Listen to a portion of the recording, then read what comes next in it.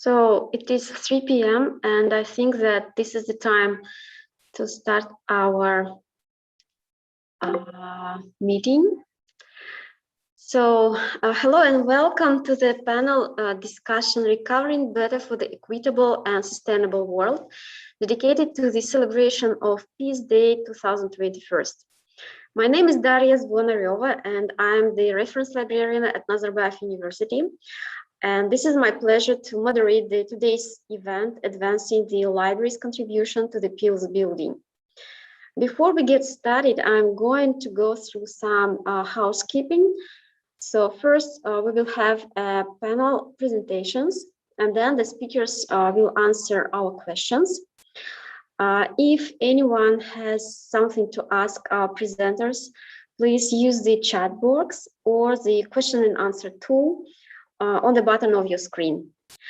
So now I'd like to welcome Piotr Lapo, the General Manager and Acting Director of Nazarbayev University Library, to open our meeting. Dear participants of the virtual panel discussion, Recovering Better for an Equitable and Sustainable World, due to the International Day of Peace, which was established by United Nations General Assembly 40 years ago. On behalf of Nazarbayev University Library, I greet you, express our gratitude for your participation and hope that this event will be a tradition. These issues are important to libraries from different perspectives. Since ancient times, wars have been the cause of the destruction of libraries as repositories of the intellectual, spiritual, and emotional heritage of humanity, passed down from generation to generation. Wars interrupted the lives of many talented poets and writers who, if there were no war, could have multiplied the intellectual, spiritual, and emotional wealth of mankind and contribute to the progress and sustainable development of human civilization. Moreover, the mission of libraries in society is to contribute to the intellectual, spiritual, and emotional development of people and the sustainable development of society. Perhaps if people devoted less time and efforts to creating weapons and preparing for war, they would devote more time to space exploration and solving the mysteries of the universe. I dare to suppose that the intellect was given to a person not in order to come up with an effective way to kill their own kind, but in order to reveal and realize their destiny as a bearer of intelligent life. Wars are not natural disasters, and they happened by the will of man. Some see the benefits of war in reducing the population on Earth, and consequently in increasing usage term of the available natural resources on the planet. But as it's well known, an increase in the level of well-being of people also leads to decrease in the birth rate, and in my opinion, more importantly, to an increase in the literacy and culture of people. Personally, I have high hopes for Thomas' sociological theorem, so-called self-fulfilling prophecy, which states, facts, in quotes, do not have a uniform existence apart from the persons who observe and interpret them. Rather, the real, in quotes, facts are the ways in which different people come into and define situation. If men define situation as real, they are real in their consequences. I would like people on Earth to be unite as much as possible by the thought of the reality of their peaceful long-term coexistence despite national, religious, and other differences between them. And dialogue as a tool for such unification is very important. I wish all of us an interesting and productive dialogue during our meeting and success to it as our contribution to establishment and maintenance of peace throughout the world. Thank you for your attention. Thank you for such inspiring welcoming message. So now I'd like to invite and I'd like to introduce our speakers for today. So Robinkieran is the licensed librarian at the University of Pittsburgh, United States of America. She works with the English, Films and Media Studies and Gender and Women's Studies departments. She has recently co-edited a book called Digital Humanities, Libraries and Partnership, Critical Examination of Labor, Network and Community. Robin served as the Information Service Intern for the United Nations in Nairobi, Kenya, and has taught in Vietnam and Kazakhstan. She was named an American Library Association Emerging Leader and the Library Journal Mover and Shaker. She is currently president of the University of Pittsburgh Faculty Senate and received the 2020 Senate Award for Outstanding Service to the university. She is currently chairing the ALA Conference Committee and serves of the ALA Center of the Future of Libraries Advisory Group. She recently received on the ALA Task Force on the United Nations 2030 Sustainable Development Goals. Our next speaker will be Zarina Baydalinova. Zarina is a third-year bachelor student at Nazarbayev University School of Sciences and Humanities, majoring in political sciences and international relations. She is also the current president of the Students' Government at Nazarbayev University and Academic Integrity Project Sustainability Team member. She has also experience in teaching ESL and has an interest in finance, investment management, and educational leadership. Jessica Nefi is an assistant professor at Nazarbayev University. She earned her PhD in political science from the University of Oregon. Her current research focuses on the intersection of globalization, society, and foreign policy, with a particular focus on Chinese investment in Kazakhstan. She has published in Politicon. Michaela Francine Legert, who will join us a bit later. She's a lawyer, lecturer, and peace advocate in the Philippines. Before coming to Australia, she was a consultant for the Office of the President Advisor on the peace process, on peace building, human rights, and international humanitarian law concerns, a lecturer on constitutional and international law, and a legal clerk attorney at the Supreme Court of the Philippines. She is currently a PhD student at the QUT Faculty of Law on a full scholarship grant from the Australian government. For her dissertation, she is researching environmental peace building, marine conservation, and international law. So let's get straight to the content. And I'd like to welcome our first speaker, Robinkieran. Please, the stage is yours.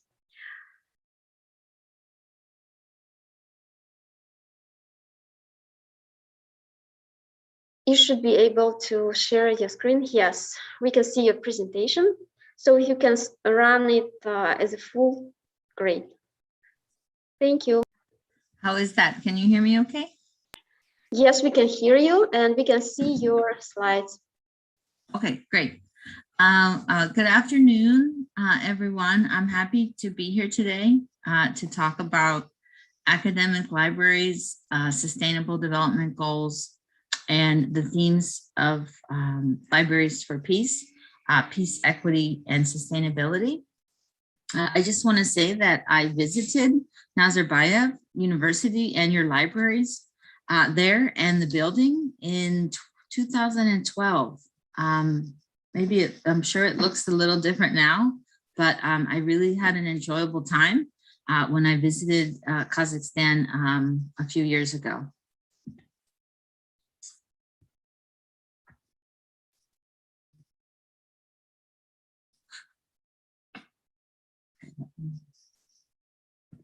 Okay.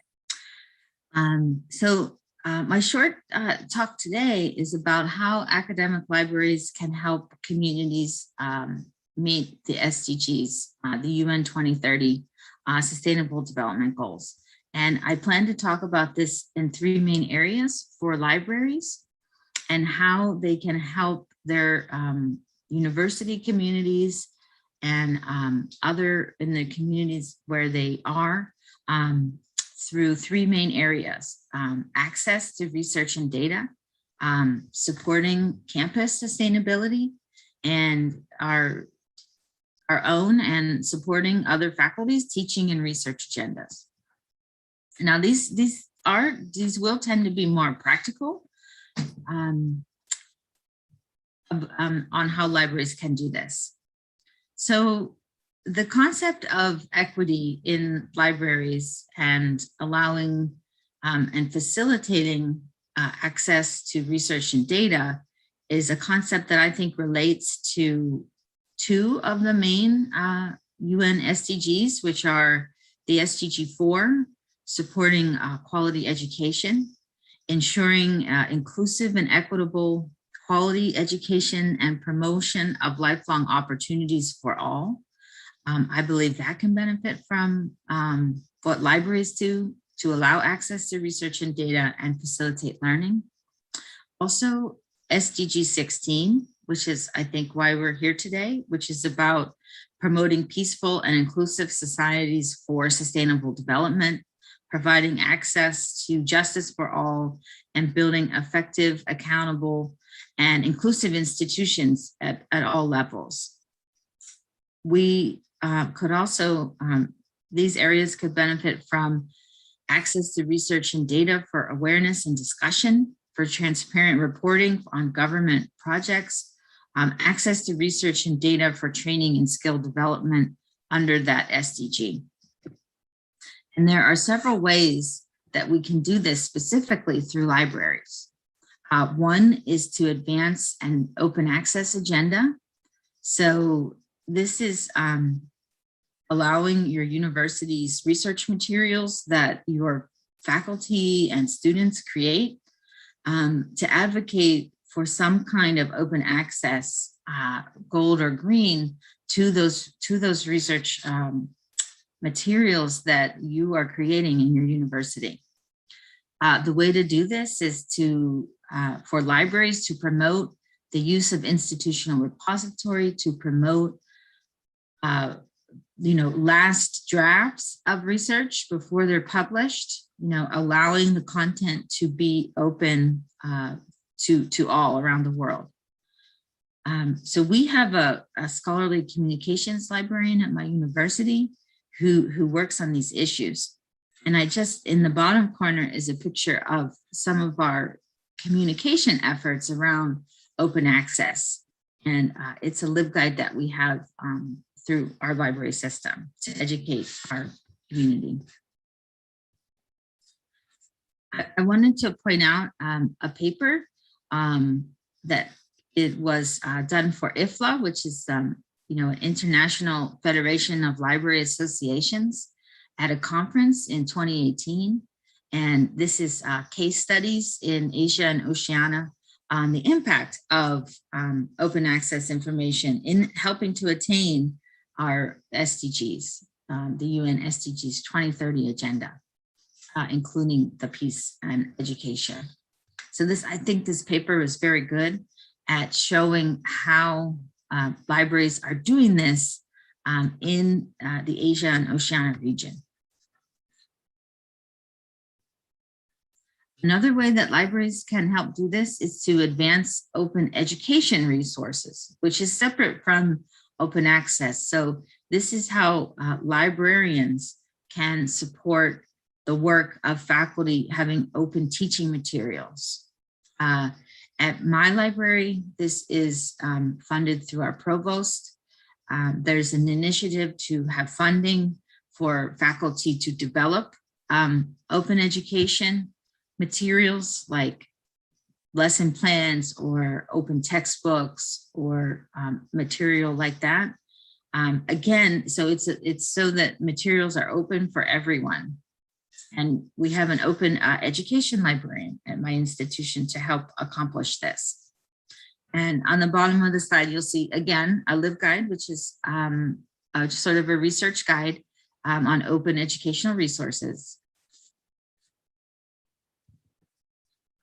Okay, the second main way that libraries can specifically help with these goals is to support campus sustainability efforts.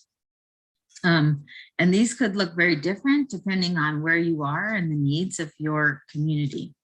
So I'll talk a little bit about my area in Pittsburgh, Pennsylvania, which is thinking about our own, we have an academic office of sustainability, and many universities have these, and they do many different things, such as, making sure that we're recycling and composting, things from our food halls and all the way to, reducing the carbon emissions of the university.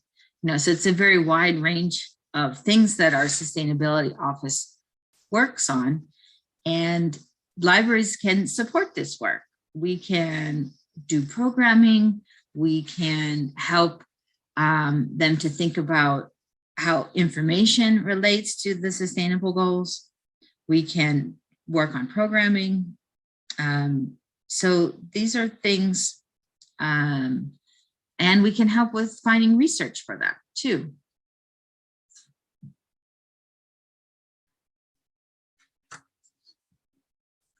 So for me, the sustainability efforts relate to also community engagement. So it means sort of being a commitment to, this is a quote from my provost who went to the UN General Assembly in September 2019.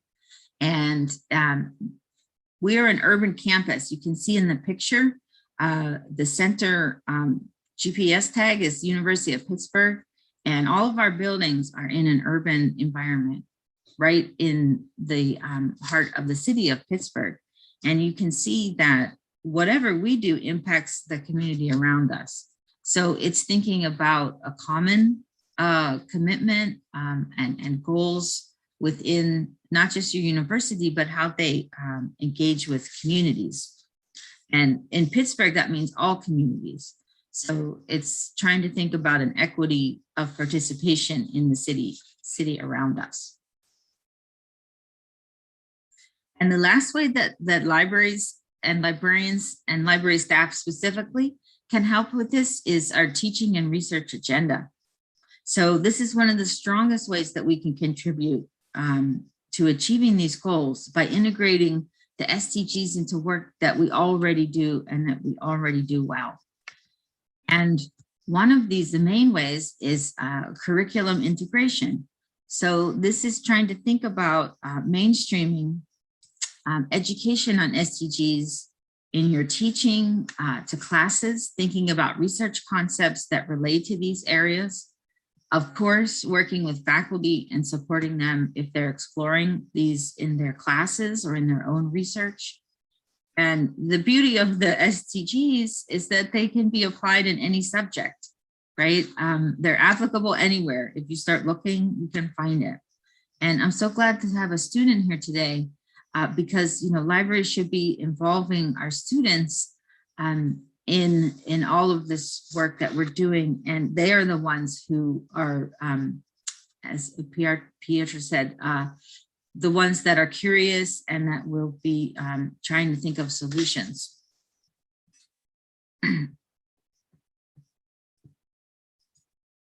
So a second way here is library materials. This is also part of what we do best. It's selecting and curating materials in all of the SDGs and creating some of those public teaching objects, like the LibGuides that I showed on open access and open education. There's a guide here, just an example. This one is from the University of Michigan, and it is just a guide about what the SDGs are and the library materials that relate to the SDGs. So just a couple of more slides. I have been watching in the SDG space, the American Library Association UN SDG Task Force, which I served on last year, and we were coming up with materials that everyone around the world could use related to libraries and SDGs, and I'll show you one in a moment. But next year, this group is looking at integrating into school curriculum, school libraries, and other thinking about lesson plans. So that group is continuing from the American Library Association. The OCLC Global Research Council has been thinking and working on this topic. They have presentations from the past year on libraries and goals. And then there is a network for universities called Sustainable Development Solutions Network. So these are groups that I am watching in this space. So this is one item that we created out of the Sustainable Development Goals. I can put a link to the chat when I'm finished speaking, but it is from our UN SDG task force in the American Library Association. And this is a chart that myself and another academic librarian, Tina Chan, created. And it has links from each SDG to examples of libraries working in that space for each of the UN SDG goals. Okay, so that's all I have. I'm happy to answer questions with everyone at the end, and I'm excited to hear from the other presenters. So thank you for inviting me today. Thank you, Robin. We are really glad that you could be here today to share your insights on the role of libraries in advancing the ideals of peace within the community. Now, let us welcome Zarina Baidalinova in her efforts in uploading youth leadership power in promoting peace in the community.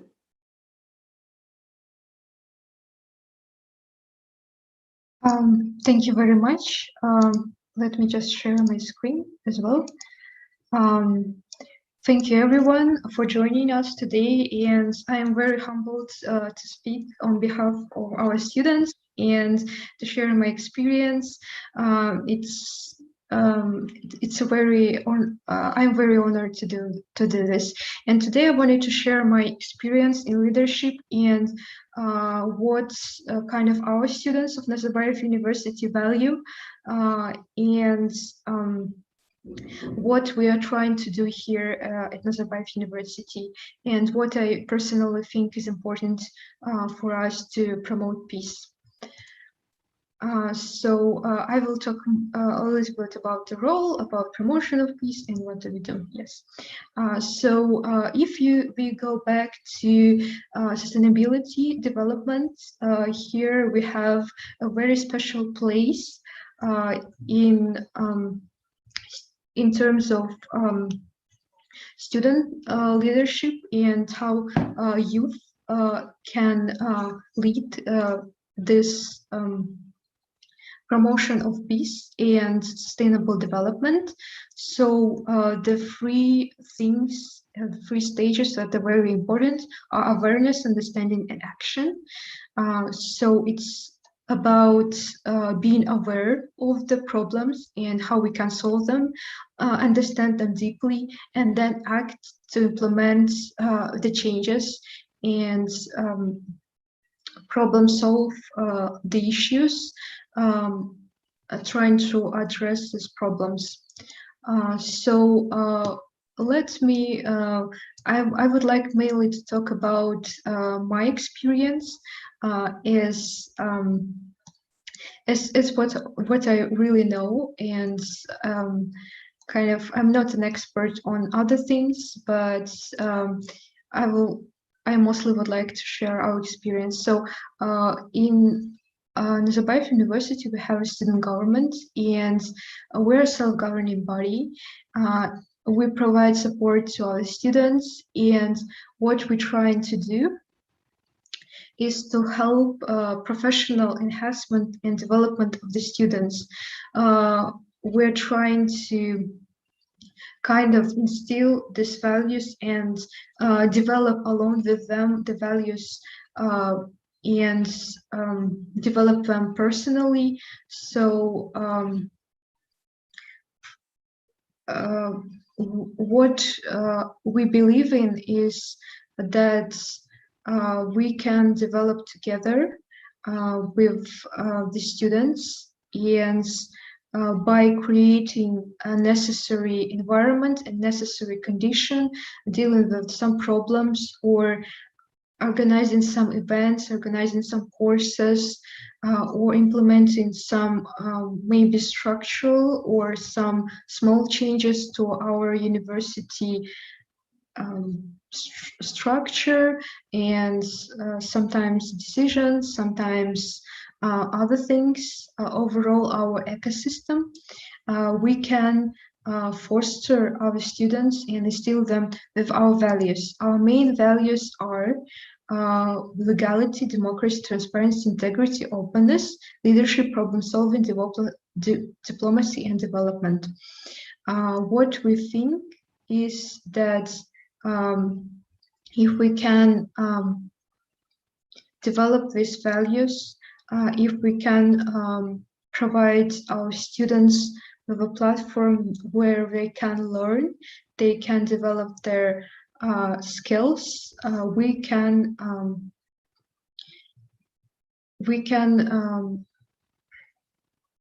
not only they can learn what according to the curriculum their subjects. For example, me, I'm learning political science, but they can learn also our social part, which is very important right now, kind of where we are more and more understanding that social parts of our lives is very important to our soft skills, and what they think that by developing and involving the students and empowering them, and kind of I think that right now it's their training wheels. If they're are going to try and participate, organize some project, they will become more confident and try to scale up their projects to the community. And we have a very many examples of our alumni who are scaling up the projects. They even have businesses that are working currently in Nazarbayev University, like health project. And we are thinking that if we are making enough efforts, we can be like a training ground and the treasury of these values, that they can apply them in the real world in Kazakhstani society and the whole world as well. So one of the projects what we're right now are trying, it's a very good example of our strategy. What we found out during the pandemic and even before we found some traces of that is that there is not many talks about integrity and academic integrity in the space of Kazakhstan and Central Asia, and maybe even the world. Because right now mainly everyone focuses on the punishments and maybe some on the rules. But what we want to do, we want to establish meaningful conversation with the students and how they can relate to the values of integrity and what they think about it, and kind of how they can apply it in a personal level and then on the societal level. So what we think is with the sustainability goals, we can do the same. So it's something coming from the side of this, again, awareness and deep understanding. We think that our students and every person, every young person should understand it deeply, and then kind of try to think what is really meaningful for them in this subject or issue, and then try to be involved in the project, lead this project, and we can, this way we think that we can achieve a lot, and we can we can deal with all of the issues that will come our way during our difficult times right now. So this was my main message. I'm sorry, and I'm very thankful, and I'm sorry. I hope.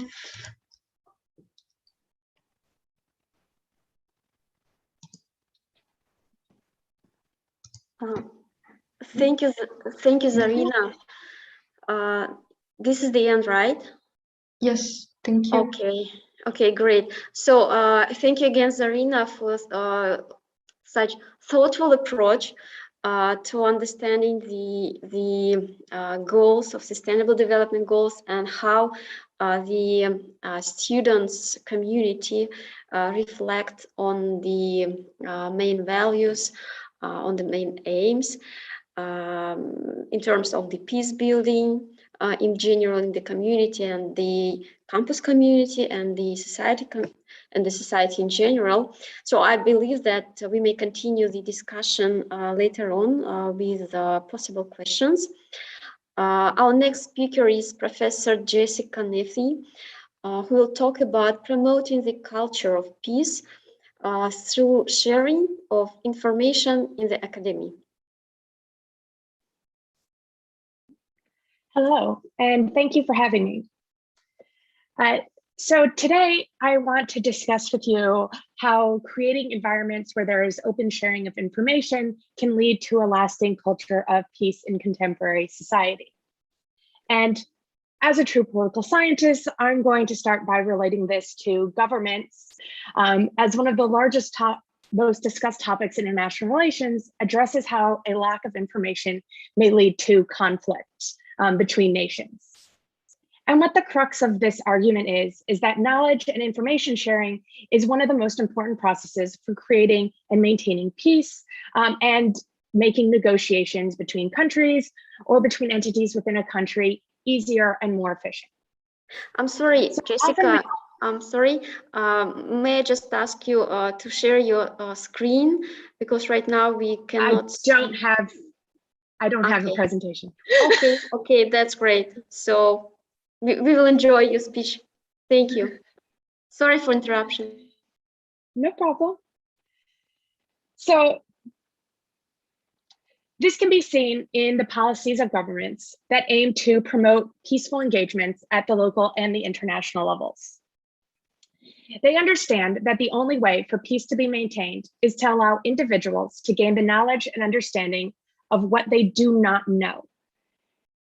And today I will end my discussion after talking about governments to talking about how we as academics can play our own important role in fostering this culture of peace through the open sharing of information and ideas. So I wanted to start by talking about government programs for public diplomacy and information sharing and how they can strengthen peace both within and between countries by creating opportunities for education and equality. Domestic efforts are often made within countries to educate individuals where parts of society may feel excluded or alienated. Because a lack of access to good educational opportunities, a lack of meaningful employment, or where there are problems like poverty, illiteracy, poor health, or poor standards of living, providing knowledge sharing programs can play an important role in bridging this divide between the advantaged groups and the disadvantaged groups in local and global communities. One of the examples of these was a government program in Colombia that devised a library program to leverage cultural education as a tool to secure peace and create opportunities to bridge the divide after conflict by creating opportunities for individuals to share information. Since the 1960s, Colombia had been in a state of civil war, with fighting taking place between the government and the Revolutionary Armed Forces of Colombia, leaving 6.9 million people displaced and hundreds of thousands dead or missing.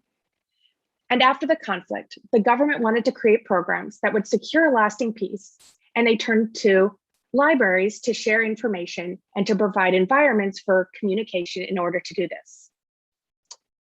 And these communal spaces provided educational resources and cultural enrichment opportunities. Education was one of the key parts of this policy. In the wake of conflict, this allowed ex-combatants to reintegrate into society and transition into civil life. By providing educational and training opportunities that otherwise these ex-combatants would have not had the skills and education necessary to find employment, and that could have led to increased civil unrest. But not just ex-combatants were given the opportunities that would aid in the development of the country. These libraries also offered educational opportunities to the wider public and have been working to increase the literacy rates in Colombia, as lower literacy rates can exacerbate social and cultural inequalities, which contribute to political instability and conflict, especially when individuals feel they are disadvantaged by a lack of ability to achieve certain educational goals and a lack of employment opportunities because of that. But the libraries not only created a space for education, but they also created an environment for dialogue, where individuals could tell stories of the conflict and express their past grievances. By creating a safe space, these libraries forged relationships across existing divides and helped individuals understand one another. This program was about sharing information, and the government believed if more people had access to information, both educational information and information about each other's grievances, they would not only be more educated in decreasing motivations to engage in conflict, but they would be able to create a safe space where dialogues between individuals would allow them to reach understanding and possibly some level of peace that would decrease conflict in the future. Additionally, in our globalized world, these same programs play out at the international level, where nations use information sharing programs to promote peace and understanding through a practice called cultural diplomacy. Cultural diplomacy is a government's efforts to transmit its own national culture to foreign societies, with the goal to bring about information of national ideals and institutions as part of a larger attempt to build support for political and economic goals. Internationally, governments want to create opportunities for students worldwide to learn about their own languages and culture, often creating and funding institutes that offer books, technology, and a unique and special environment for cultural exchange. For example, the Cervantes Institute is one of such institutes, funded by the Spanish government. And in the areas where they operate, they provide training for librarians, practice interviews, activities for children, introductions and presentations for local writers, as well as workshops and scholarships. For academics in these areas, they provide research materials and they collaborate with schools for publication of teaching materials. The purpose of these diplomatic efforts is to share countries' culture and ideas with the recipient country, but also provide services that aim at assisting local citizens and meet the educational needs of the communities they operate in. The hope is that this type of information sharing will allow different societies to understand each other more, and as a result, the world will become more peaceful. And finally, for us as academics, this type of information sharing is extremely important. And not only should we be making sure that information is openly shared, but we should be providing a space within our research and within our classroom for dialogue to take place across political and cultural and religious divides. For this to happen, the space for this dialogue must have integrity, impartiality, and independence, where individuals may freely express their dissent or have the freedom to explore and interpret information in different ways. Academics can contribute to the promotion of peace by acknowledging non-traditional views and perspectives, such as in the area of international relations, where often the views of non-Western thinkers are ignored, such as Arab nationalists, Chinese Marxists, Black nationalists, and Caribbean political theorists, to name a few. The themes and information shared within their writing represent the parts of society that may feel excluded or alienated. And by sharing non-traditional views, we can open up conversations, share information, and build understanding that can play a larger role in bridging the divides between groups that are advantaged and disadvantaged in the local and global communities.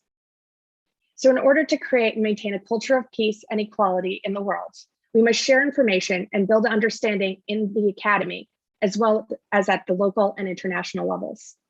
Thank you.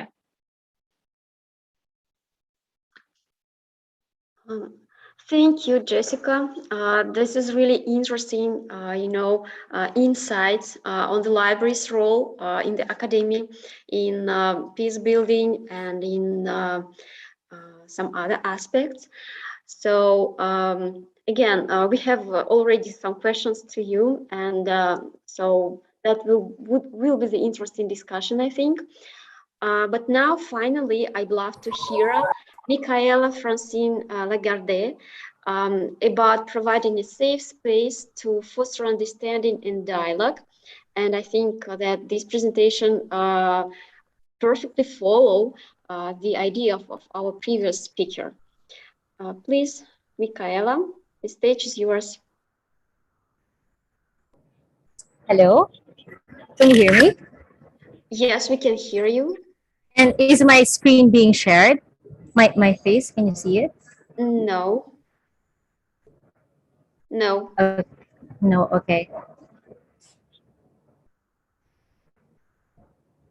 I don't know what to do. Okay, can I just talk even without my face here? Is that okay? Yes, sure. You may continue. So. All right. Okay. I'm not sure about the technical difficulties, but hello, good afternoon to everyone. I'm Nico Lagarde, and I'm here to talk about how to create safe space. So before we discuss this, I want to go further back and just talk about the definition of peace. When we hear of peace, we usually think of the absence of violence or armed conflict. When there's no one dying from guns or there's no war, then there's peace. But there's a deeper, more meaningful definition of peace that people often take for granted, and that is positive peace. Positive peace meaning the presence of the conditions that would make a life worth living, that would provide for future generations. For example, if you're hungry, you are at peace from war potentially, but within you there is still unpeace. So this concept of negative peace is important when we do peace building work. Why? How does that relate? Well, in my work in an armed conflict in the Philippines, what we found out was that what starts the armed conflict the isn't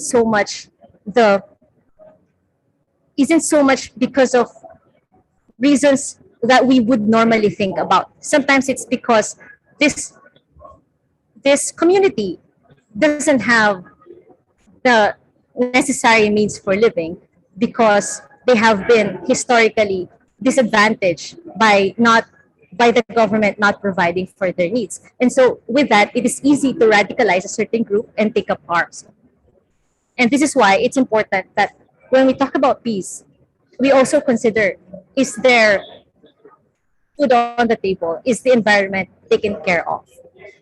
And the way that we can build safe spaces is to be more comprehensive in the way we do things.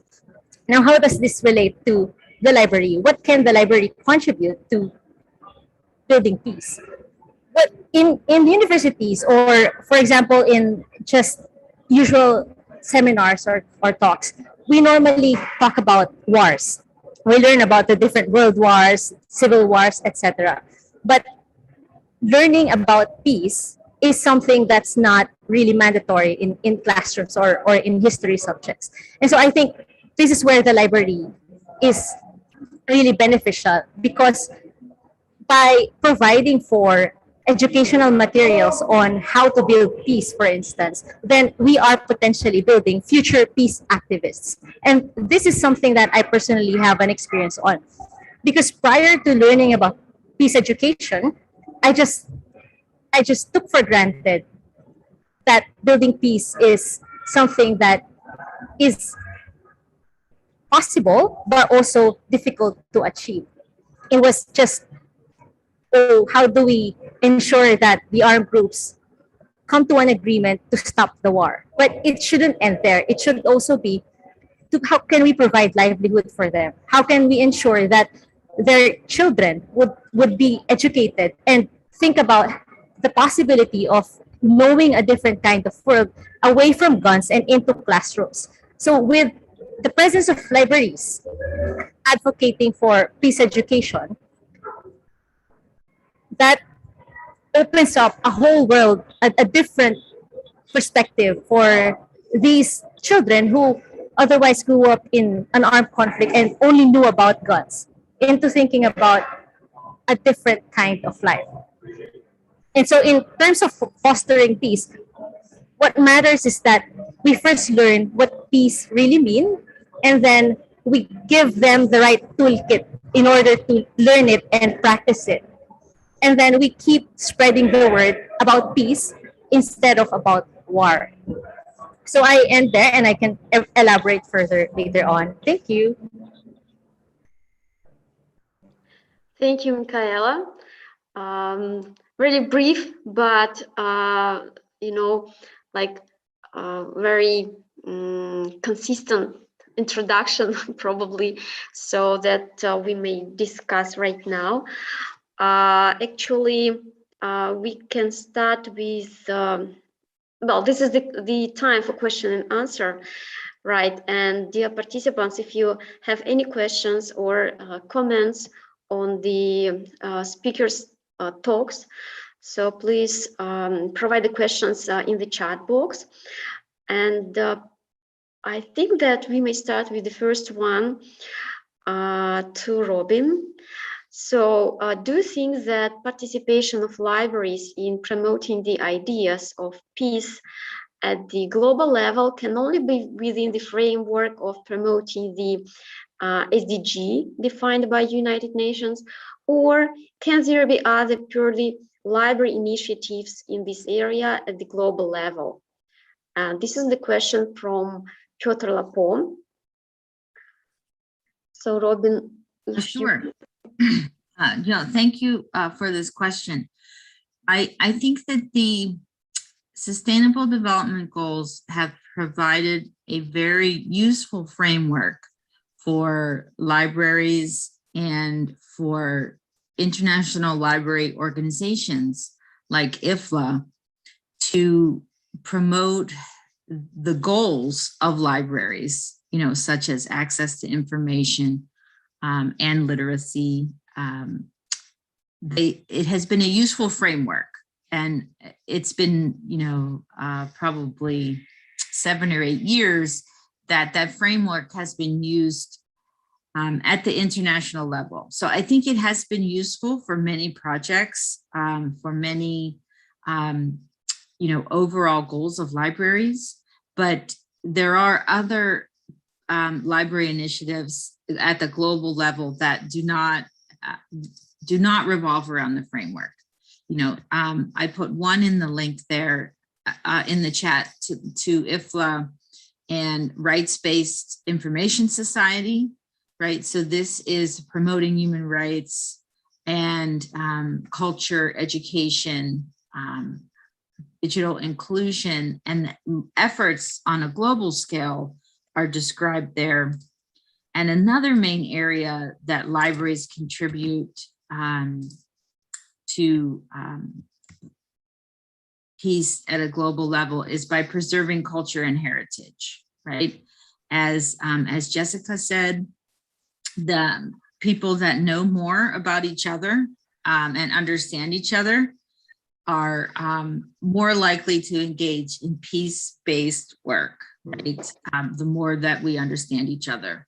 And the ways that libraries do this is that we preserve all the cultures in any one specific country, right? So I think that there are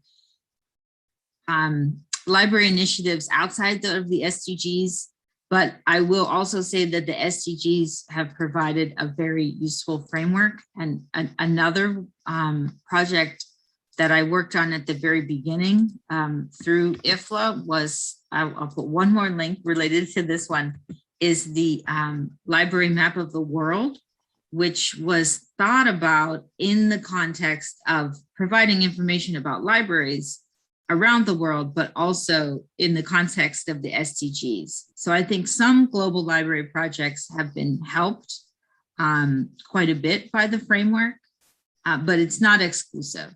And this work was going on before the SDGs in libraries, and it will continue, in whatever form, whatever global form we need to have next. But it's sort of the overall goals of providing books, providing information, providing resources, and preserving culture that libraries have always done and will always continue to do. Thank you, Robin, for such a detailed answer. And the links that you shared, they definitely will help us to get more about the peace building initiatives, right, among the libraries. Let me just read the next question. It is addressed to Robin again, but I would hear from Zarina the opinion, because it is about promotion peace and creating the safe space among the clients through the library services, and what are the challenges that had experienced dealing with students that have different points of view in terms of the government, social, and other issues.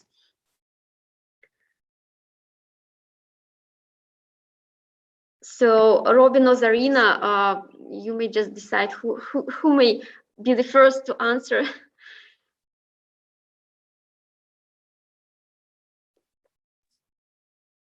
Oh, Zarina, you can go, or I could go. Oh, yeah, sure. Please take the floor first. Oh, okay, can sure. add. I actually think Jessica had a good example again of different points of view in terms of libraries in Colombia. But in the United States, there are many different political points of view that we find in the classroom and in other spaces. And, you know, you have to, you know, try and understand others' points of view, even if you don't agree with them, because I find that you have to think about interacting with different viewpoints as having a coming from a good intention rather than a bad intention. Because if you assume that people or students have bad intentions, then that's a very different conversation than assuming that they have good intentions in what they're saying, even if it's a different viewpoint from what you have.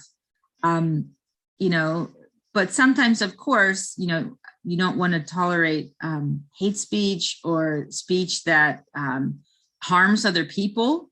That is not something I'm advocating, but just, you know, and library services are open to all, regardless of, you know, a student's point of view. And we have, in libraries, we have many different points of view in our collections, right? We collect all kinds of different information, regardless of the point of view that someone takes, even if it disagrees with us. I can add on this as well. That was a really nice answer. Thank you. So I agree with that. We should not tolerate any hate speech, and also there are lots of different opinions, and we see it from students.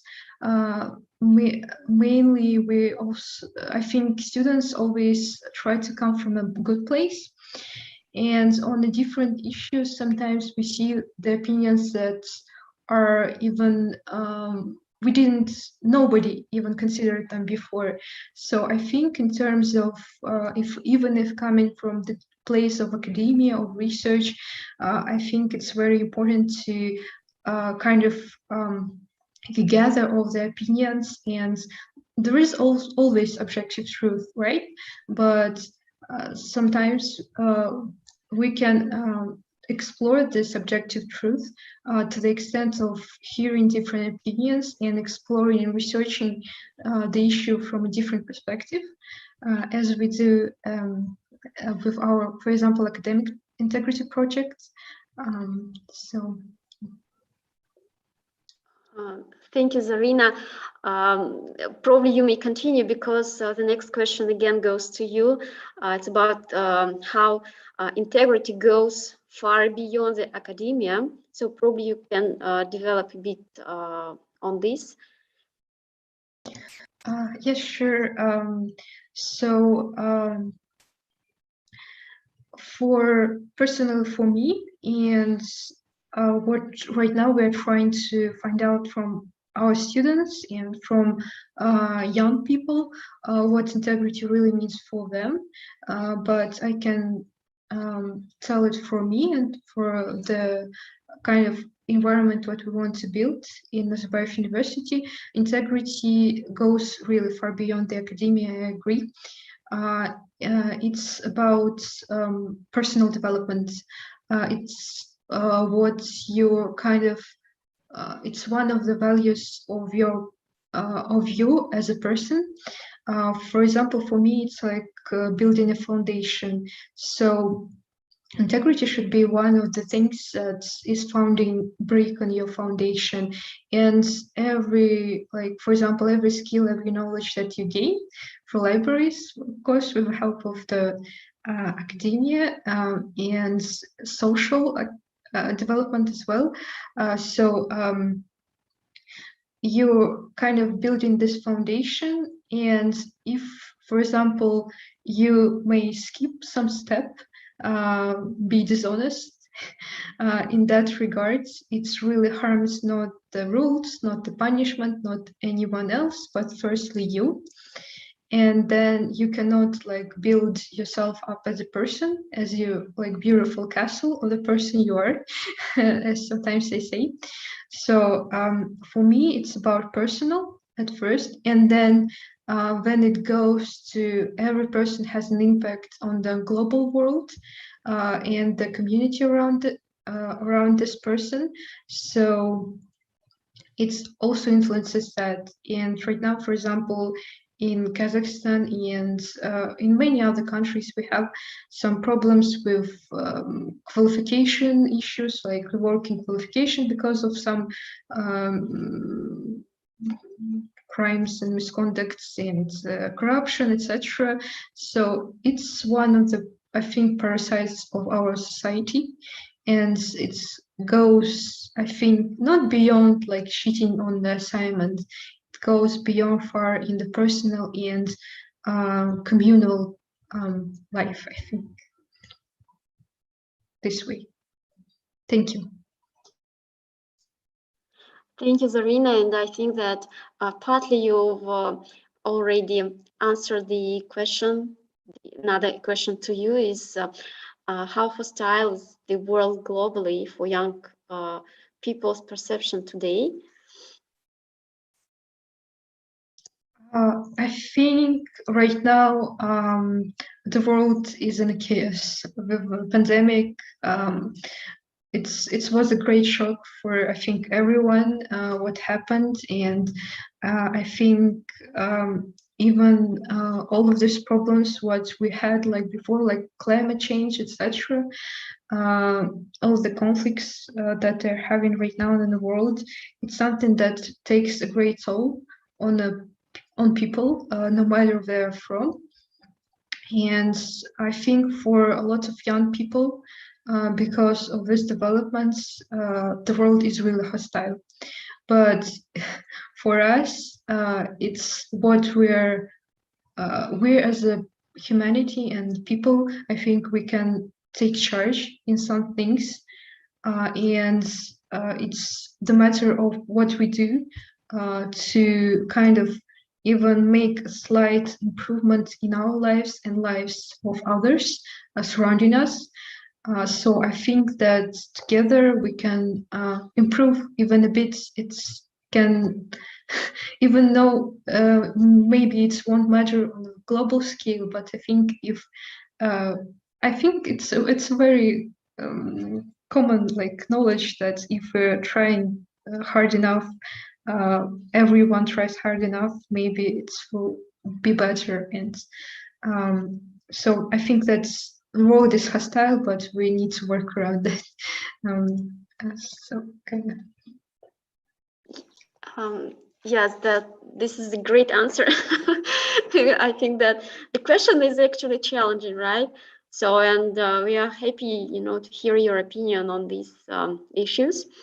Jessica, may we invite you to the discussion, because we have the question to you is how do you encourage dialogue and sharing information in your own classroom, especially if the students are having different points of view?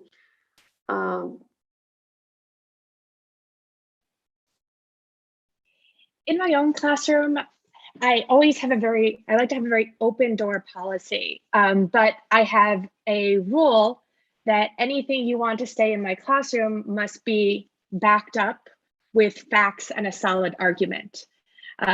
So I don't participate in sort of conversations of opinion or smearing other people, because I don't think that that brings value to the conversation.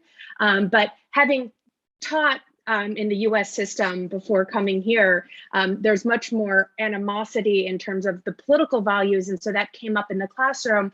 And it was, in many ways, it was, you are allowed to represent your beliefs through your own individual political ideals. I just want to see that if you're going to talk about them, it's going to be in a debate style. I actually taught political theory as a graduate student for a discussion, and I designed political theory to actually deal with some of those diverse opinions that people had, and even had people have to argue or debate on the opposite side of what they believe.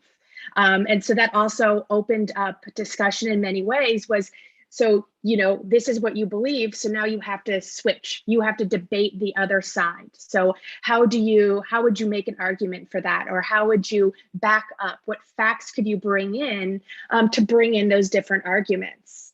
I also even used representation of commonly held beliefs. So using the media, which can sometimes be very controversial, particularly in a political science classroom, where you saw instances where media representatives of both sides sort of took different stances because they don't always necessarily, and they again backed it up with facts, and brought in different arguments even within their own debates. And so that enlightened a lot of students in a lot of different ways, and got them a chance to see that, oh wait, there are different arguments backing, but having those different arguments and different ideas isn't a problem. What the problem is that when you start to smear people through them, or when you use those ideas incorrectly, or you don't really understand them.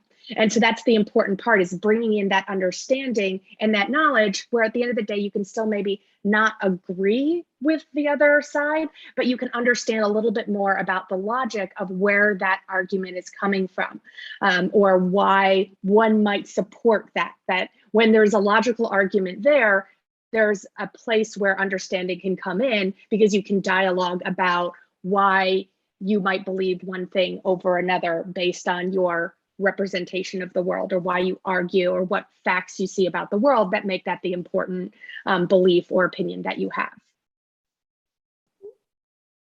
Great.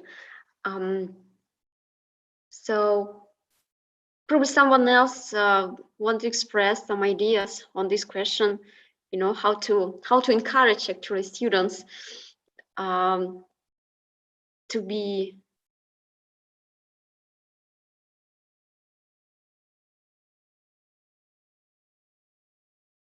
all right. So let me ask the question to Michaela.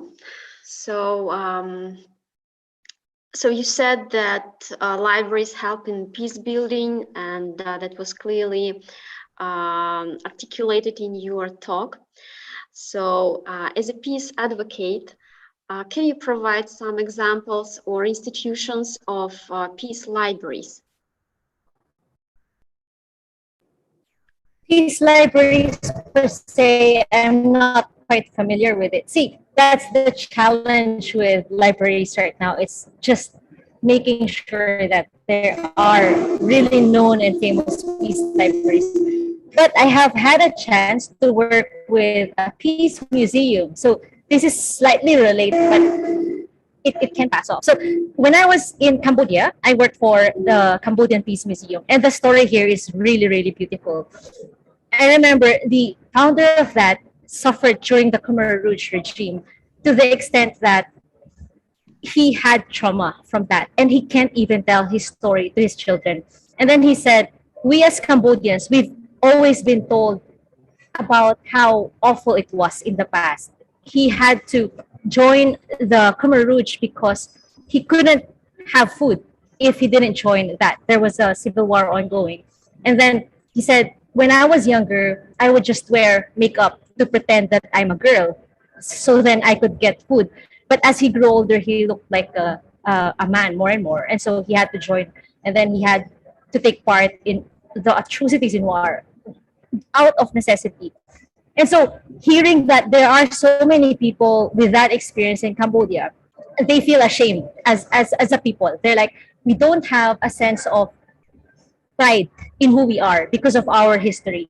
And so what he did was to create a peace museum that flips the argument, flips the perspective from narrating repeatedly what has been ugly in the past to now what have Cambodians done to build back better, to be more resilient from that. And so this peace museum celebrated the successes. For instance, the fact that Cambodia, the fact that the Cambodian monks, the Buddhist monks in Cambodia, actually had a peace march where they would walk along a field that's full of landmines, risking their lives in order to make the war stop. So, in a sense, putting themselves out there, risking death, just so people can connect with each other again, because Buddhism is still a big thing in Cambodian culture. And so, having all these different galleries that celebrate peace gave them a sense of, wow, there's so much more to us than our ugly past. And so imagine every Cambodian who goes there, who has had the experience of armed conflict and only knows history from that dark side, now has a sense of purpose and hope. And it's not just shame and fear or bitterness. It's now healing, resilience, hope. How do we continue this momentum? What can we learn from it? How can we make sure we don't repeat this again? And so this is why I think having a peace library is also just as important as having a library for math or science or any other subject. Just because peace transcends borders. It doesn't matter who you are, where you're from. It's something that is important to everyone on a personal level, on an interpersonal level, on a societal, international. It's something that is both a goal and a means, a process that we have to keep striving for every day. So with a library, you're essentially spreading the word to more people. So imagine a city library where anyone can just come in and learn about peace. Then you're building new peace activists. So if these children grow up to become government leaders, for example, now they have a different way of thinking. It's not just arm, fund the army. It's also now let's have more for education. Let's have more for people's livelihood. Let's have more for environmental protection, because this is another thing that also causes armed conflicts. When nature is destroyed, there is limited resource, so people fight over that limited resource, and it can break into an armed conflict and further degrade nature because of all the bombings and that. So it all starts with knowledge, giving them that knowledge, giving them that alternative way of looking at things, a better way of seeing things. And then it snowballs into this better future for all. So I am really hopeful that this is actually a good simple way of spreading world peace. It sounds like a very idealistic notion, but it's actually very realistic, because I only began building peace when I learned peace studies. And so if it happened to me, I'm positive that it can happen to more others. Thank you, Michaela. Really inspiring, I would say. Today we talked about peace from different aspects. It's, well, we understand that it's not only about the wars, right? The aggressiveness. So it's about promoting the positive values that we have in our lives. And the library plays actually the great role in the dialogue building, in the sharing information and the knowledge information. We have one more question, and probably this question could be the theme for the final words for every speakers today. The question actually came again from Piotr. So is there an innate aggressiveness in human nature? And if so, what should be done with it to provide peace in the world? Or it's not so important? I'm not sure I understand what's not important, that that it should not be done with something, or... But again, I would like that this could be the theme for the final words. So the innate aggressiveness in human nature, and can be done something with this to provide peace in the world, because we understand that the libraries and academia and the communities in general, they have the big efforts to promote the peace, to build the peace, but how effective is it? So probably we may hope that the peace can be established in the world, like ideally.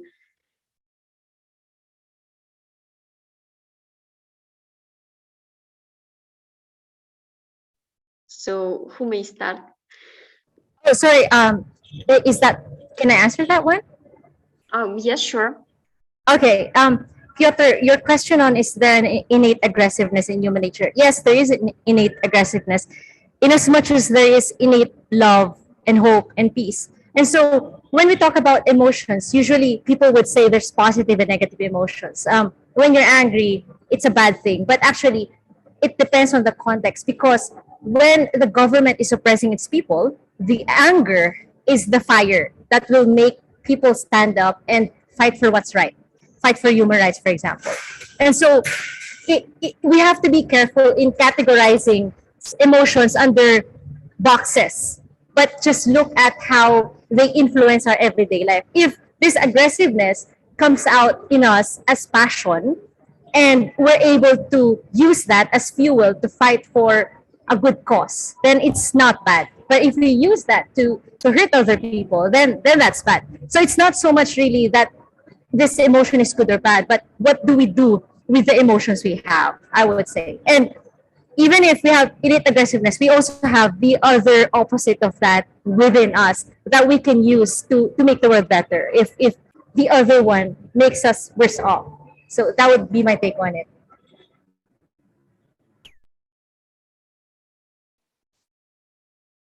And I'm going to echo Michaela in this, in the case that, yeah, in true constructivist fashion, the world and the environment that you're in is what you make of it. And so your reaction to it, or the way that you develop your approach to the world, is going to reflect the way that you see your place in that world. And so that's, I mean, a lot of what I spoke about in my talk was talking about that, spreading that information, because as many scholars have shown, that by providing that information, by sharing different viewpoints and different ideas, can reshape people's opinions of each other and reshape their aggressiveness into love at times, to put it that way. But I think that's the important part, and that's what really both the academia and libraries in general can provide. By providing first a space where people see integrity, independence, to be able to speak what their ideas are, to be able to interpret them in the way that they feel that they can, and to be able to hear and understand each other. It's, maybe not going to create perfect love, but it's going to create a better understanding that won't turn our relationships with each other into pure aggression, but maybe into, you know, we can agree to disagree, but here's the path forward for how we can operate and make it a better world. And that's what this is about, you know, creating equality and creating a better world. And that's how we can do it, was really through communication and being able to find arenas of communication, and that can't be done without information and knowledge. Can I please add also on this point, if it's okay? So I think that this aggressiveness should be also viewed in the terms of like, for us in the student government and personal for me, care is one of the main words and main values that we strive for. Like, if this aggressiveness is combined with care, for example, you are maybe very angry because of some kind of mistreatment of the students or mistreatment of our people, it's okay. So it's again, as Michaela said, and Jessica said, it's about kind of what the goal is here. And I think that the care is a word what maybe we're searching for. If we care about like our other human beings and their feelings and their well-being, I think aggressiveness is not the issue. It's kind of it could be one of the tools to achieve our means to the end goal of caring for planet and caring for humans and caring for people. So yeah, I view it in the terms of this.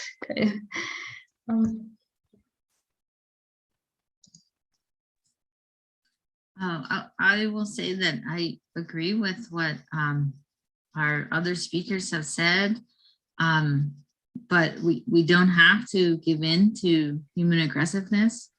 And I just want to close by saying that libraries always find a way to survive, even in war-torn countries and under threat around the world. People risk their lives to save books, and they risk their lives to save cultural artifacts when they're under threat. So I think that those kinds of acts can help balance out sometimes what is happening when countries need to rebuild after things such as Khmer Rouge, and that has been mentioned, and other, of course, horrible acts around the world. But I think that libraries promote peace. Libraries work best in open and peaceful societies where people can debate, as Jessica said, can debate with evidence and facts what their positions are, and they obtain that information through their libraries, right? And they learn about who they are through libraries. So I think that libraries really do work towards peace just by our very nature.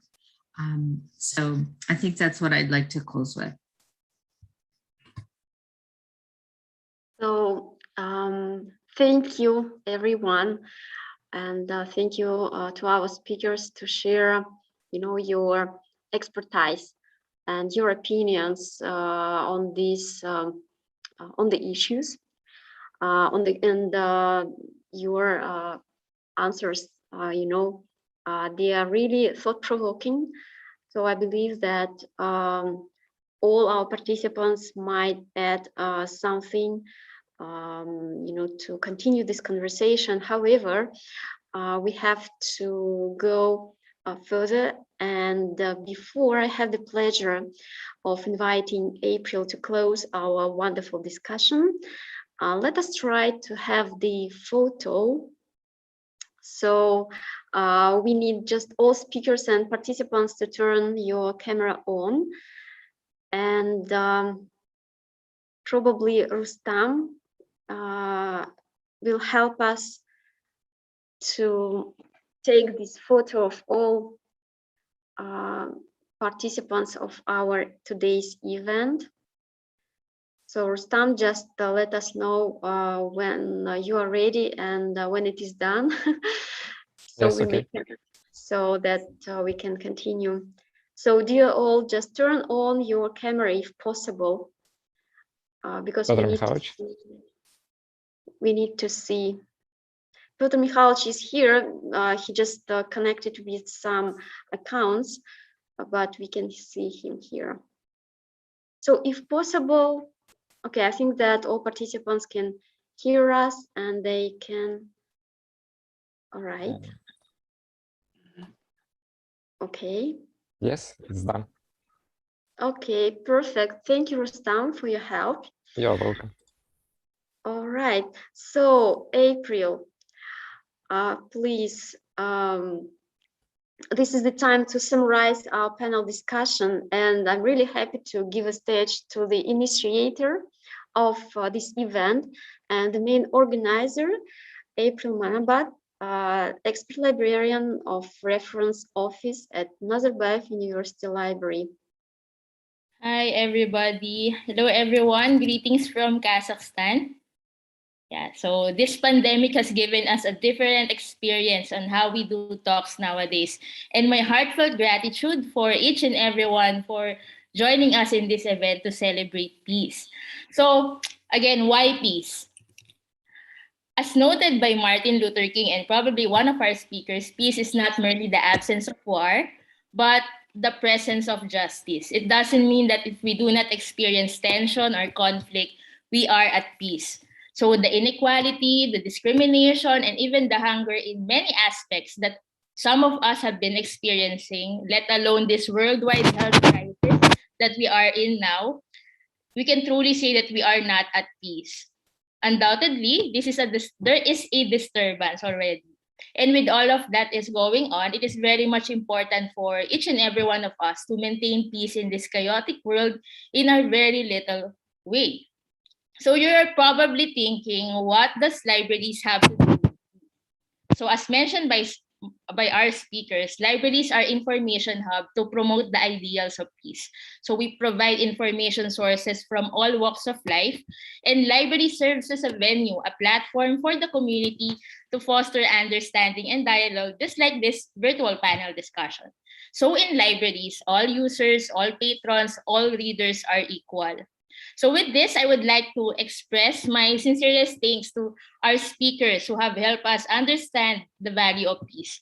So to Ms. Robinkieran, to Miko Legarde, to Ms. Jessica Nifi, and to Ms. Sarina Baidalinova for accepting our invitation, sharing your experiences and expertise despite your busy schedules, and making yourselves available despite time differences. Thank you so much. And to my colleagues at the library for extending your helping hand for this event to make this possible. Thank you. This is our pilot L4P initiative. Here's to more. And last but not the least, to our participants from all over the world. I understand that this is quite an intimate meeting or a seminar, if you would like me to add that. But thanks for finding the time to join us today, and we hope to see you in our next events. Have a great day, everyone, and stay safe and healthy.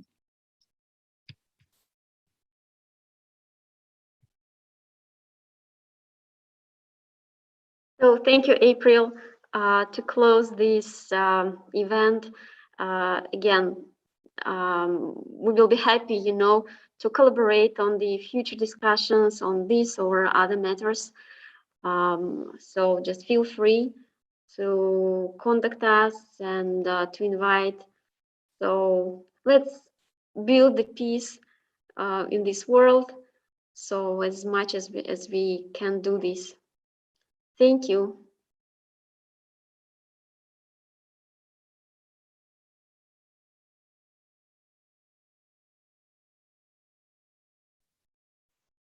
So the meeting is finished. Yes, the event is finished, so we are done for today. If you want just to follow up on something, so feel free. Okay, I will wish all of us good health, peace in the world, and well-being. Thank you.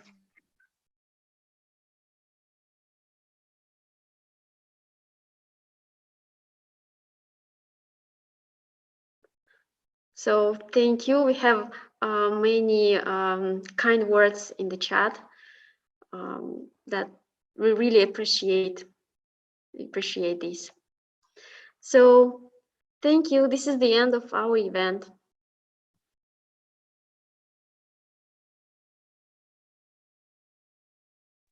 Thank you. Bye bye.